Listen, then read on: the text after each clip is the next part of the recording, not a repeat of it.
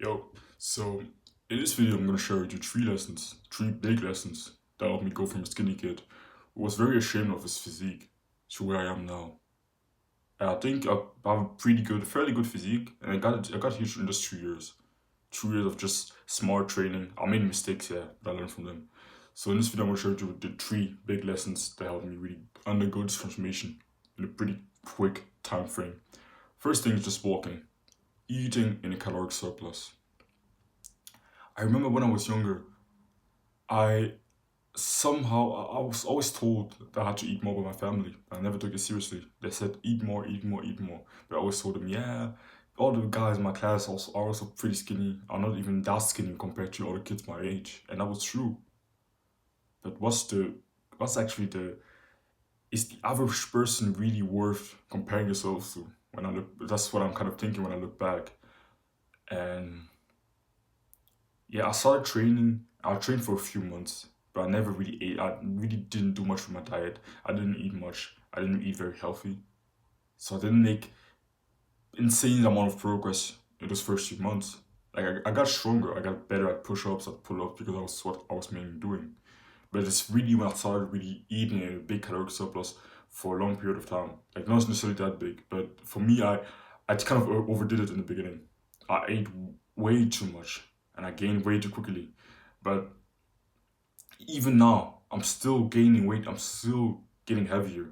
I started off 2 years ago at 52 kilograms, and now I weigh 86. This morning, fasted without eating anything. When I first woke up, I weighed myself, and I weighed 86 kilograms. I started at 52. I gained 30, 52, 24 kilograms in that time frame in just 2 years. And so, of course, I look bigger. But if I stayed at the same weight, I never even ate more, and I just maintained my weight and I stayed there, how could I then expect to somehow get that much bigger? How would I know if I gain muscle? So you need to slowly gain weight. You don't necessarily have to do it as quickly as I did in the beginning. In the beginning, I would gain weight way too fast. I remember during the summer holidays, we had like 6 weeks of summer holidays. Oh no, 6 weeks, sorry, of summer holidays in Germany. And before the summer holidays, I was fairly skinny. I wasn't. I had already made a little bit of progress. I'd been training for like 3 months, but I was the same weight. Wasn't looking that great. And during the summer holidays, I gained 8 kilograms in 6 weeks, which is way too much. But somehow, probably because of the newbie gains and everything, I didn't gain that much fat.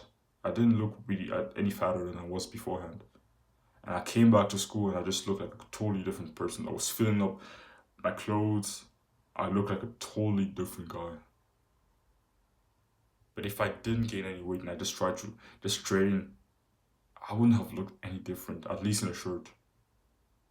So that's the power of bulking. Bulking isn't as complicated as you think, and yeah, it's it's not necessary, but it's an actual cheat code. Like you could still build muscle without eating a caloric surplus, but eating a caloric surplus would just skyrocket, like literally skyrocket your gains. It would make a lot more gains if you just gain some weight and just were okay with gaining a little bit of fat on the side. So right now I'm gaining like 1 kilogram per month, and I'm just tracking my calories. I'm tracking my calories on my fitness pal and slowly gaining weight, gaining 1 kilogram per month. Just 2 months ago I was at 85 kilograms. Now I'm almost at 87. So I'm slowly gaining weight as you see. And yeah, the second thing is just prioritizing my form. In the beginning when I started training, my form on every exercise wasn't that great. And of course I was still a beginner. But I see a lot of people that even later on, even as they get more experience, you look at their technique and it really doesn't look that impressive. What I've started calling it moving weight from A to B. I heard it from Renaissance periodization, where they don't necessarily have intention in the movement. They're just moving the weight from A to B. They don't have any intention. They don't really put any intention into the technique. They're not really thinking about anything else. They're just thinking about, okay, how many reps can I get with how much weight? So they're just moving the weight from A to B. They're just moving it around. But when I started personally really focusing on my form and making sure it looked as good as possible, making sure it was as effective as possible and as aligned with my goals as I could make them. That's when I really started feeling the muscle really well, and it probably helped a lot with me gaining more muscle. So today, beforehand, before I came here, I'm at home, but I went to the gym first thing in the morning, and I just came back from the gym and I showered, and now I'm recording this video. I trained legs today, and on every single exercise, I was using just pristine, amazing form, the best form I could use. For example, on leg press, I did leg press as my first exercise today. Most people, okay, I have fairly big legs. They are one of my strong points. And I'm stronger than most people, you could say, even most people in the gym. But I only use 80 kilograms on leg press. 80. Like I put two 20-kilogram plates on the per side. So four plates in total. 2 plates per side of 20 kilograms. So 80 kilograms on leg press. There are a ton of people that have smaller legs than me that can use like 150 kilograms of leg press. You probably were like kind of thinking to yourself, yeah, he's probably very weak if he can only like press 80 kilograms. That's probably what you thought to yourself.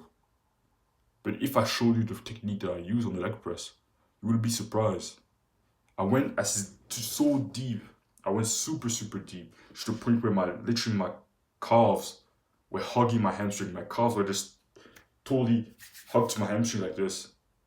And my ankles were very close to touch my butt. That's how deep I went on the leg press, and I controlled it. I controlled the way down. I went very slow on the way down. Then I took a small pause at the most stretched position, and then I went up. That's how I did it. And I did 5 sets of that, 5 sets of leg press with very, very good technique, very intentional technique, slow tempo, slow eccentric, pause at the end of the eccentric, deep range of motion, going really deep, really stretching my quads, and then I close up. Then I just be athletic on the way up. That's how I did it. And of course, I didn't have to use that much weight. If I just used the technique that most people use, and I also place my legs very low on the leg press platform. That's another tip I can give you for leg press. If you place your feet just try to put your feet as low as possible, and you will really feel it in your quads. But if I use the technique that most people use, bro, I could probably do 100 and something like 200 kilograms.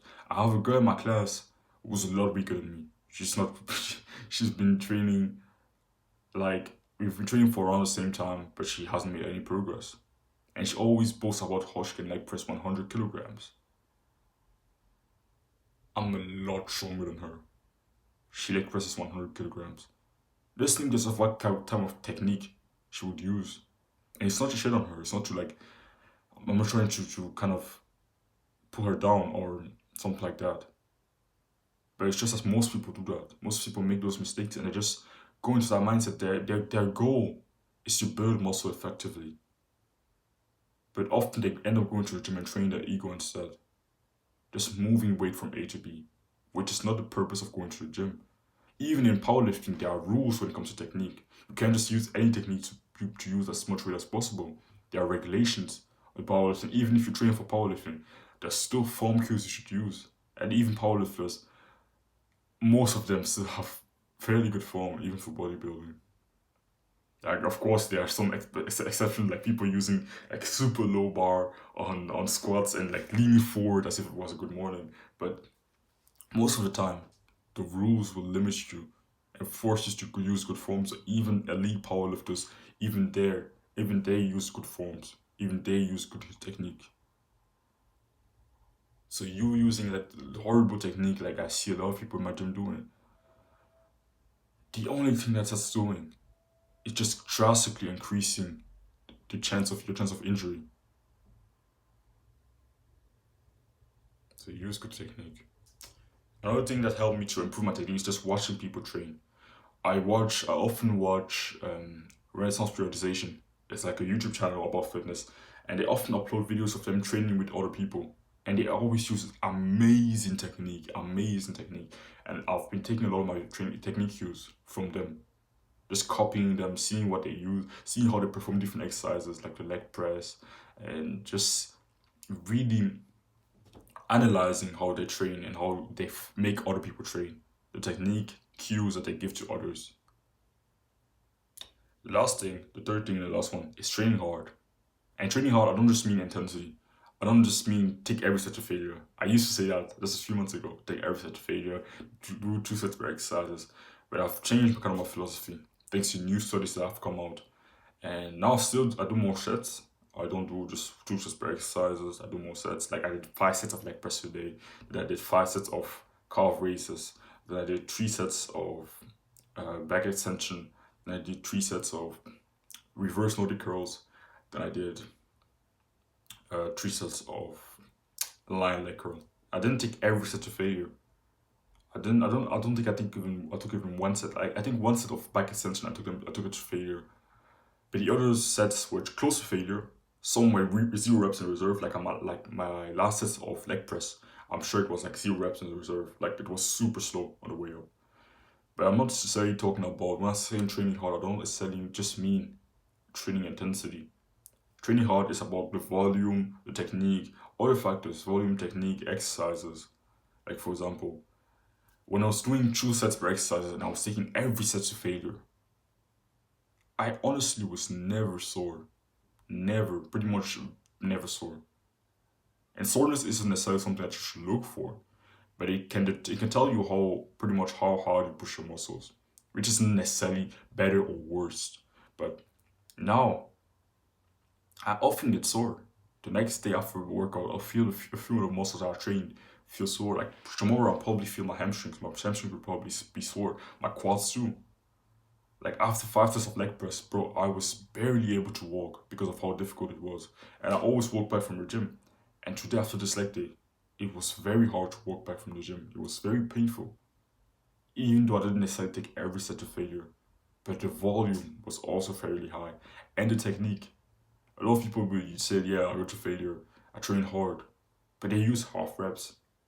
Half reps, especially like short and partials, where they do half reps in like the contracted position like this, it makes pretty much no sense. And it's a lot easier. It's a lot easier. So a lot of the time we want to rush the eccentric, we will shorten the range of motion just to make the exercise that we're performing a lot easier. We want to make it easier. Don't want to feel the burn. Like today on the leg press especially, it burned so much. It was so painful because of how deep I was going and how much I was controlling the eccentric. My quads burned so much. But now I've kind of gotten to a level where I actually look forward to the burn. I look forward to the pain. And when I don't feel the pain in an exercise, I don't really feel it burning. I try to find a way to make it happen. I try to find a way to feel that mind muscle connection because it's important to me. And I know it isn't, you don't have to feel the muscle like crazy, but it can definitely help. So I always look forward to just tweaking my technique a little bit so I can feel the muscle a little bit more. And going deeper, going for that big stretch, controlling the eccentric will always help with that. So don't run away from the pain. Don't run away from the burn. Because it's actually a good thing. Lean into the pain, especially when it gets harder. Try to even make your technique even better as it gets harder, as it gets more difficult. So yeah. So I have to say, I hope you found this valuable. I hope it really helped you.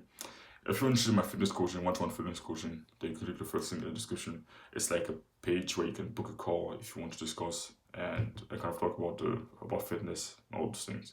So yeah, don't worry from discomfort. Chase it.